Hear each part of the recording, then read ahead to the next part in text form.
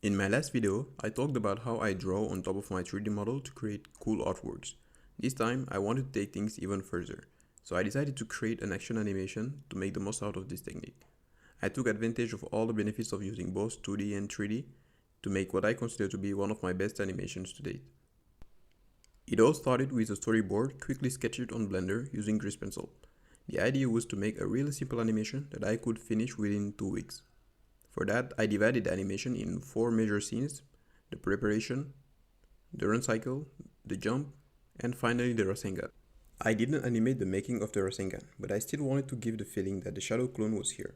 So I decided to animate a little smoke effect at the beginning of the shot.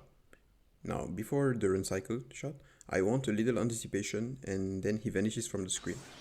For that, I used this One Punch Man clip as my reference because I really like the effects used in this shot. I paused the video to study how many frames it took to make this effect, and you'd be surprised to know that it takes 18 frames to get this whole effect, including the smoke. Up to this point, it's all going smoothly. My first problem comes when I have to reproduce it in Blender. Like, how do I make a 3D model disappear in anime style?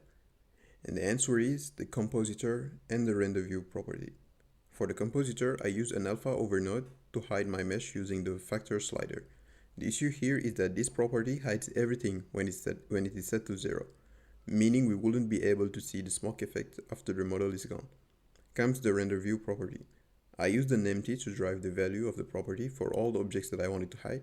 This gave me the ability to hide or display the mesh using a single controller. From there, all I had to do was look at my reference and reproduce the effect. And here's the result. For the Rasengan, you guessed it. It's just a simple UV sphere that I gave an emission shader and a grease pencil line art object. The theme being manga style, I wanted to match the Rasengan's look in the manga, so I went with the simplest design, which is this one with the scribbles on top of it. This was one of my favorite shots because I've always wanted to animate a ninja run using speed lines, and this was my chance to do so. I checked for a reference again on YouTube and broke down the run into key poses.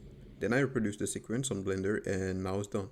Now I needed to give the impression that he's moving, and for that I added speed lines in the background. So basically I just put a plane behind the character and created this node setup thanks to Pierrick Pico's tutorial.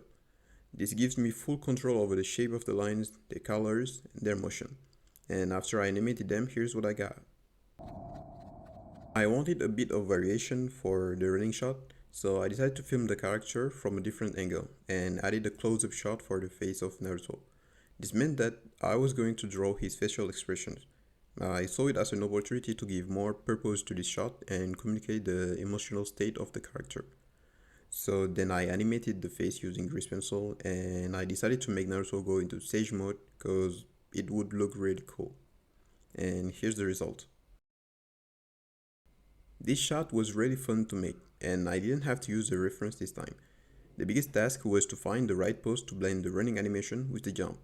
After I have successfully done that, I decided to add some 2D manga effects to emphasize the jump a little more. I then added a bit of camera shake to give more dynamism to the shot overall. For this shot, I went for the classic camera attacking character. This is the kind of shot we see a lot in many shows. I wanted to recreate it in Naruto style. So I looked at the reference image of him preparing to throw a Rasengan so that I know what kind of pose I wanted my character to have. I also looked at some One Punch Man videos for reference again. Once I finished blocking the poses, this is what it looked like. Then I animated the face frame by frame. I used a bit of compositing for the final frames to get a nice flashy effect, and here's the final animation.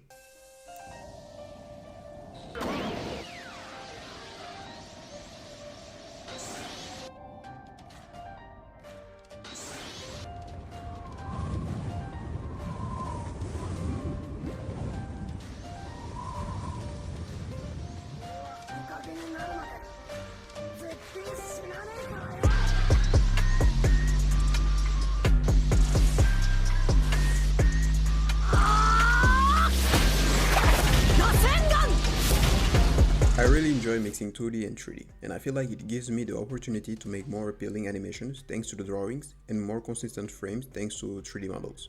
This also allows me to produce animations much faster. It's true that 2D animations look better in general, even though it's harder to make. However, combining both techniques can be a good compromise in my opinion. What do you think? Do you prefer 2D or 3D? Or maybe a mix of both?